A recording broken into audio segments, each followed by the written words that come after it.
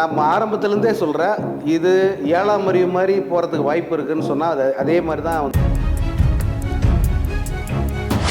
பாகுபலியெல்லாம் வந்து இது கூட ஒப்பிடவே கூடாது புத்தன். ஏன்னா பாகுபலி வந்து ஒரு நீட்டான க்ளீனான என்டர்டெயின்மெண்ட். அது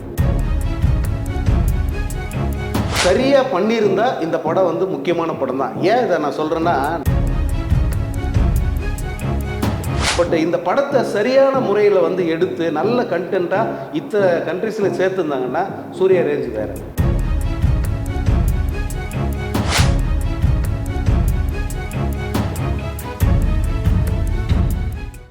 இந்த வீடியோவை உங்களுக்கு வழங்குபவர்கள் பேசஸ் pay, secure digital payments with multiple features and great success rate. வணக்கம். இன்றைய சந்திப்பில் நம்முடன் இணைந்திருப்பவர் பத்திரிகையாளர் எஸ் சங்கர் அவர்கள். வணக்கம். வணக்கம் புத்தன். மிகுந்த பொருட்செலவில் எடுக்கப்பட்ட படம் கங்குவா. பெரிய எதிர்பார்ப்பு ரசிகர்கள்ட்ட இருந்தது. அந்த படத்தை பார்த்துட்டு வந்திருக்கீங்க. உங்களுடைய முதல் பார்வை எப்படி இருக்கு? படம் வந்து நான் பெருசாக எதிர்பார்த்து போன மாதிரி இந்த படம் இல்லை அப்படிங்கிற ஒரு உண்மையை முதல்ல சொல்லிடுறேன். ஏன்னா யாருக்காகவும் பூசி மெழுகி பேச வேண்டிய அவசியம் இல்லை. இந்த படத்தை பொறுத்த வரைக்கும் ஒரு படமாக கதையாக அல்லது நடிகர்கள் ரொம்ப தேர்ந்த நடிகர்களை போட்டிருந்தாங்க. அந்த நடிகர்களை காமிச்ச விதமாக எந்த வகையிலுமே வந்து மனசுக்கு ஒட்டாமல் போயிடுச்சு அந்த படங்கிறது தான் உண்மை. இதில் யார் இதில் தப்பு பண்ணியிருக்காங்க, எதனால் அப்படி ஆயிடுச்சு அப்படிங்கிறதெல்லாம் நம்ம ஆறாமற பேச வேண்டிய விஷயம். ஆனால் இந்த படத்தை இன்னும் சிறப்பாக பண்ணியிருக்கணும். நம்ம ஆரம்பத்துலேருந்தே சொல்கிறேன், இது 7ஆம் அறிவு மாதிரி போகிறதுக்கு வாய்ப்பு இருக்குதுன்னு சொன்னால் அதே மாதிரி தான் வந்து சொதப்பி வச்சுருக்காங்க. ப்ரெசண்ட்டு பாஸ்ட்டு அந்த மாதிரி ரெண்டுத்தையும் கொண்டு வந்து காமிச்சு எதையுமே முழுமையாக சொல்லாமல் எதையுமே போய் சேர்ற மாதிரி சொல்லாமல் கோட்டை விட்டுருக்காங்க. ஓகே, பொதுவாக வரலாற்று படம் அப்படின்னாவே அது பல கதைகள் பின்னப்பட்டு இருக்கும். இந்த படத்தில் கதை எப்படி இருக்குது? இல்லை, இது என்ன கதைன்னு எடுத்தவனுக்கும் தெரில, பார்க்குறவனுக்கும் தெரில. ஏன்னா ஒரு கதைன்னா ஒரு இப்போ ப்ரீ ஹிஸ்டாரிக் பீரியடே எடுத்துக்கோங்க. ப்ரீ ஹிஸ்டாரிக் ஒன்றும் கிடையாது, 1000 வருஷத்துக்கு முன்னே அப்படி தான் இந்த கதை சொல்கிறாங்க. 1000 வருஷத்துக்கு முன்னே என்ன நடந்ததுன்னு தெளிவாக சொல்ல தெரியாதா? 1000 வருஷத்துக்கு முன்ன கதை தான் பொன்னியின் செல்வன். 1000 வருஷத்துக்கு முன்ன கதை தான் நம்ம ராஜராஜ சோழனுடைய கதை எல்லாமே. அந்த காலத்தில் குடிமக்கள் எப்படி இருந்தாங்க, இல்லை சண்டை போட்ட அந்த வீரர்கள் எப்படி இருந்தாங்க, அவங்க தோற்றம் எப்படி இருந்தது, இதெல்லாம் வந்து நம்ம மணக்கண் முன்னாடி வந்து நமக்கு தெரியுது. ஏற்கனவே பதிஞ்சிருச்சு அது. இன்னொன்று, இதுக்கெல்லாம் வரலாறே இருக்குது. நம்ம வந்து வரலாறு இல்லாத ஒரு கூட்டம் கிடையாது. நமக்கு வரலாறு, அதுவும் இதில் தமிழர்கள் அப்படின்னு காமிச்சிட்டிங்க. இந்த தமிழ் கூட்டம் 1000 வருஷத்துக்கு முன்னாடி எப்படி இருந்ததுன்னா நாகரிகத்தின் உச்சத்தில் இருந்தது. அதை ஏன்ட்டு அப்படி பழங்குடிகளை காமிச்சு கொள்றீங்க அப்படின்னு கேட்க தோணுது. அதுக்கு காரணம் வந்து பாகுபலியை எல்லாரும் ஃபாலோ பண்ண ஆரம்பிச்சிட்டாங்களா அப்படின்னு இல்லை. அந்த பாகுபலியெல்லாம் வந்து இது கூட ஒப்பிடவே கூடாது புத்தன். ஏன்னா பாகுபலி வந்து ஒரு நீட்டான க்ளீனான என்டர்டெயின்மெண்ட். அது அந்த படத்தில் எல்லாத்தையுமே தெளிவாக சொல்லுவாங்க. நீங்கள் வந்து ஏன் இந்த சண்டை எதுக்காக, இந்த பழிவாங்கல் எதுக்காக, இந்த பிரம்மாண்டமான கிளைமேக்ஸ் எதுக்காக, எல்லாத்துக்குமே காரணம் வந்து ரொம்ப பர்ஃபெக்டாக இருக்கும். இன்னொன்று, நம்மள ஒரு செகண்டு கூட இருக்கையை விட்டு அசையக்கூடாத ஒரு படம். நீங்கள் இப்போ அந்த படத்தை ஆரம்ப காட்சியிலேருந்து கடைசி காட்சி வரைக்கும் எங்கேயாவது எந்திரிச்சு போனீங்களா, அல்லது ஏதாவது ஃபோனை நோண்டிங்களா? பட் இந்த படத்தில் அப்படி இல்லை. படம் ஆரம்பித்ததுலேருந்து கடைசி வரைக்கும் பக்கத்து சீட்டில் உட்கார்ந்த 4 பெண்கள் ஃபோனை தான் பார்த்துருந்தாங்க. ஃபோன் நோண்டிக்கிட்டே இருக்காங்க, அவங்க படமே பார்க்கல. இன்னொரு விஷயம், இந்த படத்தில் வந்து இசை அப்படின்னு இருந்தால் கூட ஒரே சத்தம் இருக்குல்ல. டயலாக் பேசுறதுல ஒரு அமைதியாக வந்து கேரக்டர்கள் வந்து டிஸ்கஸ் பண்ணுறது மாதிரியான ஒரு இடத்தையே வந்து சிவா வைக்கலையோன்னு தோணுது. நான் தேட்டர் விட்டு வெளியே வந்த பிறகு தான் என் காது கொஞ்சம் நிம்மதியாச்சு. அப்படி ஒரு கத்தல், எல்லாரும் கத்திக்கிட்டே தான் இருக்காங்க.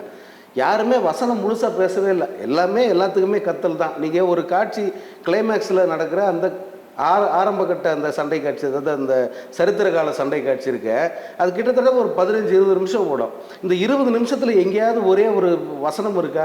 20 நிமிஷமாக எல்லாரும் கத்திக்கிட்டே இருக்காங்க. கங்கான்றான், கொங்கான்றான், கொடுவான்றான், இப்படி கத்திக்கிட்டே தான் இருக்காங்க. அது எப்படி வந்து அதை ரசித்து பார்க்க முடியும்? ஒரு படங்கிறது ஒரு அனுபவத்தை கொடுக்கணும். நம்ம பலமுறை சொல்லியிருக்கோம், ஏதோ ஒரு அனுபவத்தை கொடுக்கணும். ஒரு எப்படா வெளியே போவோம் அப்படின்ற மாதிரியான ஒரு பொறுமையை சோதிக்கிற ஒரு உணர்வை தரக்கூடாது. இன்னொரு விஷயம், இப்போ நம்ம இவ்வளோ இந்த படத்தில் கதை சொல்கிறதுக்கு அவர் வந்து டைரக்டர் வந்து ஒரு முயற்சி எடுத்தாலும் திரைக்கதை ஒரு மோசமான ஒரு திரைக்கதையினால் நம்ம ரசிக்க முடியாத ஒரு சூழல் இருக்குது. ஆனாலும் இந்த ஒளிப்பதிவு, இந்த டெக்னிக்கல் குவாலிட்டிஸ் அதெல்லாம் எப்படி, இதனால அதெல்லாம் மறைஞ்சு போயிடுதோ? இல்லை, ஆக்சுவலாக வந்து இவங்க படம் முழுக்க இருட்டாகவே தான் காட்டணும் அப்படின்னு சொல்லி காட்டுறாங்க. நான் பல இடங்களில் கேட்குற ஒரே கேள்வி, எல்லா ஒளிப்பதிவாளர்களும் கேட்குற ஒரே கேள்வி தான், இது வந்து 1000 வருஷத்துக்கு முந்தின காலம்னே வச்சுக்கலாம். என்ன கிராமங்களெல்லாம் கருப்பு வெள்ளையவே இருந்திருக்குமா? மலைகளெல்லாம் கருப்பு வெள்ளையவே இருந்திருக்குமா? இல்லை இருட்டாகவே இருந்திருக்குமா? அந்த காலத்தில் பகல்லே ஒன்று இருந்திருக்காதா? முழுசாக ராத்திரிலே தான் நடக்குமா? ஏன் பகலில் அந்த மலை எப்படி இருக்குன்னு காட்டவே மாட்டீங்களா? பார்க்குறவன் கண்ணு கொஞ்சமாவது குளிர்ச்சியாக இருக்குமே. இந்த படத்தில் 2.25 மணி நேரம் என்ன காட்டுறாங்க? ஒரு 10-20 நிமிஷம் அந்த மாடர்ன் ஏதோ அந்த கேம்ஸ் வேர்ல்டை காட்டுற மாதிரி காட்டிட்டு மீதி நேரம் பூரா வந்து இருட்டிலேயே நடக்குது. இருட்டிலேயே ஓடுறாங்க, எல்லாரும் கண்ணங்கரையல்னு ஓடுறாங்க. எவன் மூஞ்சுமே தெரிய மாட்டேங்குது. யார் சூர்யா, யார் கார்த்தி, யார் பாபி தியோல், அது போஸ் வெங்கட்டையாருன்னு கூட தெரியலங்க. இது அந்த மாதிரி ஒரு ஹாரிபிளான எக்ஸ்பீரியன்ஸ். அப்புறம் வந்து சூர்யாவுக்கு இது ஒரு முக்கியமான படமாக இருக்கும் அப்படின்னு அவங்க நிறைய ப்ரெஸ் மீட்டில் இதெல்லாம் சொல்லியிருக்காங்க. இது எந்த வகையில் அந்த முக்கியமான இடத்த பிடிச்சிட்டா இல்லாட்டி தவற விட்டுட்டா? சரியாக பண்ணியிருந்தா இந்த படம் வந்து முக்கியமான படம் தான். ஏன் இதை நான் சொல்கிறேன்னா, நான் வந்து நேற்று கிட்டத்தட்ட ஒரு 6 மணி நேரம் இந்த படம் ரிலீஸ் ஆன ஒவ்வொரு ஏரியா, ஒவ்வொரு கண்ட்ரி, இதில் எத்தனை தேட்டர் ரிலீஸ் ஆகிருக்கு, இது எல்லாத்தையும். இந்த படம் ஈவன் பிரேசிலில் ரிலீஸ் ஆகிருக்குங்க. நீங்கள் நம்புறீங்களா? பிரேசில் தமிழ் படங்களே பிரேசிலுக்கே போகாது, போயிருக்கு. ஏஎம்சி செயின் தேட்டர்ஸில் இந்த படம் ரிலீஸ் ஆகிருக்கு. அதே போல் அவன் அந்த ஏஎம்சி இதில் வெப்சைட்டில் சூர்யா 42ன்னு போட்டிருக்கான் அந்த படத்தை. அந்தளவுக்கு வந்து இந்த படம் ரீச் ஆகிருக்கு, அந்தளவுக்கு கொண்டு போயிருக்காங்க. வைடு ரேஞ்ச் ஆஃப் 38 மொழிகள்னு சொல்கிறாங்க. இல்லை 5 லாங்குவேஜ் தான் ரிலீஸ் ஆகிருக்கு. தமிழ், தெலுங்கு, மலையாளம், ஹிந்தி, கன்னடம், இந்த 5 தான். இங்கிலீஷில் கூட வந்து ரிலீஸ் இந்த படத்தை வந்து டப் பண்ணல அவங்க. அதை விடுங்க, இது அதெல்லாம் வந்து இவங்களோட ஃபால்ஸ் ப்ரொமோஷன், அதை விட்டுருங்க. ஆனால் தேட்டர்ஸ் அப்படின்னு பார்த்தா இவங்க இலக்கு 10,000 தேட்டர்னா நிச்சயமாக 10,000 தேட்டர் ரிலீஸ் பண்ணிக்கிறாங்க. அதை மறுக்கவே முடியாது. நீங்கள் அது அந்த ஈஸ்டர்ன் கண்ட்ரிஸாக இருக்கட்டும், வெஸ்டர்ன் கண்ட்ரிஸாக இருக்கட்டும், யூஎஸ்ஆர் இருக்கட்டும், எல்லா இடத்துலையுமே படம் வந்து ரிலீஸ் ஆகிருக்கு. ஆனால் படத்துக்கான புக்கிங் எப்படி இருந்ததுன்றதெல்லாம் வேறு. பட் படம் ரிலீஸ் ஆகிருக்கு. பட் இந்த படத்தை சரியான முறையில் வந்து எடுத்து நல்ல கண்டென்ட்டாக இத்தனை கண்ட்ரிஸில் சேர்த்துருந்தாங்கன்னா சூர்யா ரேஞ்சு வேறு. ஆக்சுவலாக சூர்யா வந்து பெரிய இடத்துக்கு போயிருப்பார். இந்த படம் இவங்க கேட்காமே வந்து பல நூறு கோடிகள் வந்து அள்ளி கொடுத்துருக்கோம். பட்டு கண்டென்ட் ஒன்றுமே இல்லையே. இவ்வளோ மோசமான, இவ்வளோ ஒரு பொறுமையை சோதிக்கிற ஒரு படத்தை எடுத்து வச்சுட்டு நீங்கள் என்ன ப்ரொமோஷன் பண்ணி என்ன பிரயோஜனம்? எவ்வளோ தேட்டர் போட்டு என்ன பிரயோஜனம்? இவங்க எவ்வளோ தேட்டர் போட்டிருக்காங்கல்ல, 2 நாள் மட்டும்தான் அந்த ஷோ இருக்குது. இத்தனை கண்ட்ரீஸில் போட்டிருக்காங்க, அவ்வளோ தேட்டரில் ரிலீஸ் ஆகுது. 2 நாள் தான் இந்த கண்டென்ட் இருக்குது. சனி ஞாயிறுலேயே படம் கிடையாது. ஒரு ஷோ போட்டிருக்கான். ஏன்னா வெளிநாடுகள்லாம் இங்கே மாதிரி கிடையாது. ஒரு ஷோ போட்டிருக்காங்க, அடுத்த நாளே வந்து ஷோ இல்லை. இப்போ நம்ம ஏற்கனவே பேசியிருக்கோம், 7ஆம் அறிவில் வந்து அந்த போதி தர்மருடைய வெர்ஷனை வந்து டோட்டல் படத்துலையும் கொண்டு வந்திருக்கலாம் அப்படின்னு. அதே தப்ப இந்த படத்துலையும் அவங்க பண்ணியிருக்காங்க. அது ஒன்று. ஆனால் அதில் போதி தர்மர் அந்த போர்ஷன் வந்து எவ்வளோ நீட்டாக, எவ்வளோ அழகாக இருக்கும் தெரியுமா? அழகாக இருக்கும். பார்க்கவே வந்து இந்த படம் இப்படியே கண்டினியூ ஆகாதான் நமக்கு தோணும். அந்த மாதிரி எதுவுமே இதில் பண்ணலை. இதை இவனோ வந்து 1000 வருஷத்துக்கு முன்னாடி கதைன்ற போது எவ்வளோ சுவாரஸ்யமான விஷயங்களை காட்டலாம். 1000 வருஷத்துக்கு முன்ன மக்கள் எப்படி வாழ்ந்தாங்கன்னு காட்டினாலே பெரிய சுவாரஸ்யம். சொல்லும் போது தான் ஞாபகத்துக்கு வருது, யாருக்குமே குடும்ப அமைப்பே காட்டலையே. குடும்பமே எல்லாமே போர் தான். இப்போ தமிழர்கள் அந்த 1000 காலத்துக்கு முன்னாடி கதைன்னா கூட எல்லாமே எப்படா நீ சண்டைக்கு போலாங்கிற மாதிரியே இருக்கிற மாதிரி இருக்கு. சாப்பிட்றது கிடையாது, அவங்களுக்கு கொண்டாட்டங்கள் கிடையாது, அப்புறம் அவங்களுக்கு குடும்ப அமைப்புகள் கிடையாது. இது மாதிரி எதுவுமே காட்டல. அதில் ஒரு குடியிருப்புன்னே ஒன்று இருக்காதா? எல்லாம் ஓப்பனாக காட்டில் ஓப்பனாகவே வாழ்வாங்களா? இதெல்லாம் நிறைய கேள்விகள் இருக்குது. அது வந்து சிவாவை பொறுத்த வரைக்கும் அவருக்கு நல்ல கைவந்த கலை எதுன்னா குடும்ப சென்டிமெண்ட்டோட ஒரு பக்கா கமர்ஷியல் படம், ஒரு ஆக்ஷன் குடும்ப சென்டிமெண்ட்டு, ஆக்ஷனு, ஒரு கமர்ஷியல் வேல்யூ உள்ள ஒரு படம். ஒரு வீரம் மாதிரி ஒரு படம் எடுன்னா சூப்பராக எடுப்பார். உண்மையிலே வீரம் வந்து ரொம்ப கச்சிதமாக இருக்கும். படம் பார்க்க நல்லா இருக்கும், அமைதியாக, ஒரு மனசுக்கு மகிழ்ச்சியாக இருக்குது பார்க்குறதுக்கு. அவர் அந்த மாதிரி எடுத்துகிட்டு போகலாம். எதுக்கு இந்த மாதிரியான விஷப்பரிச்சை நம்மெல்லாம் ஏன் சோதிக்கிறாங்க? இன்னொரு இது மாதிரியான முயற்சிகளில் ஒரு பெரிய விஷயங்கள் என்னென்னா, அவங்க எவ்வளோதான் டெக்னிக்கலாக ஒரு பெரிய புதிய தொழில்நுட்பத்தை கொடுத்தாலும், ஒளிப்பதிவில் வந்து ஒரு மிகச்சிறந்த ஒளிப்பதிவை கொடுத்தாலும், இசையை கொடுத்தாலும், இதில் கதையை சொல்வதில் வந்து தோக்கும் போது இதில் எல்லாமே வந்து ரொம்ப ரொம்ப ரொம்ப புவர். அது கேமராமேனாக இருக்கட்டும். கேமராமேனை ஏன் புவர்னு சொல்கிறேன்னா, புவர் லைட்டிங் தான் இந்த படத்தை பொறுத்த வரைக்கும். நம்ம எந்த வகையிலுமே எங்கேஜ் பண்ணலது. அதே போல் நீங்கள் 3D கிளாஸ் போட்டு பார்த்ததுனால தான் சிலர் மூஞ்சியாக தெரிஞ்சுது. வெறுமனே 2Dயில் போய் பார்த்துருந்தா ஒட்டு மொத்தமாக எல்லாத்தையும் ஒரே மூஞ்சியாக தான் நீங்கள் பார்த்துருப்பீங்க. யார் அடிக்கிறான், யார் வில்லன், யார் காமெடியன், எதுவுமே நமக்கு தெரிஞ்சிருக்காது. அந்த அளவுக்கு தான் இந்த கேமரா இருந்தது.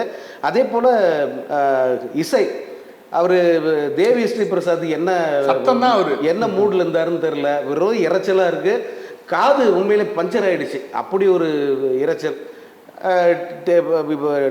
அந்த எடிட்டிங்கு பாருங்கள், அட்லீஸ்ட் எடிட்டராவது வந்து அவருக்கு சொல்லியிருக்கணும் டைரக்டர், சார் இது எனக்கே புரியல சார், எப்படி சார் பார்க்குறவங்களுக்கு புரியும், இதை கொஞ்சம் நல்லா ட்ரிம் பண்ணுங்கன்னா சொல்லியிருந்தேன். அதையும் பண்ணலை. இது டெக்னிக்கல் டிபார்ட்மெண்ட்டு சுத்தமாக போட்டு விட்டுருக்காங்க. விஎஃப்எக்ஸு சாதாரண ஒரு +2 பையன் அந்த படம் பார்த்தான்னா கூட எங்கெங்கே விஎஃப்எக்ஸ் சொதப்பி இருக்குன்னு சொல்லி ஈஸியாக சொல்லிடுவான். அந்த மாதிரி இருக்கு. இப்போ கடைசியாக ஒரு கேள்வி, கங்குவா தவற விட்ட இடம் எது? கங்குவா டோட்டலாகவே ஒரு மிஸ்ஃபயருங்க. அது டோட்டலாகவே வந்து அந்த அவங்க எடுத்துக்கிட்ட கதை, அதை சொன்ன அதுக்கான ஸ்கிரிப்டு, ஃபிலிமிங்கு எல்லாமே வந்து ரொம்ப ஒரு 3ஆம் தரத்தில் இருக்குது. இது நான் வந்து ஒரு காழ்ப்புணர்ச்சிலையோ அல்லது கோபத்திலே சொல்ல, எனக்கெல்லாம் உண்மையான கோபம் என்னென்னா, ஒரு நல்ல கலைஞர்கள் அவங்க உண்மையிலே வந்து நல்ல பெஸ்ட் ஆர்டிஸ்ட்டு, அந்த மாதிரி ஆட்களை கையில் வச்சுருக்கும்போது அவங்களுக்கு ஏற்ற மாதிரி நீட்டான ஒரு என்டர்டெயின்மெண்ட் கொடுங்க.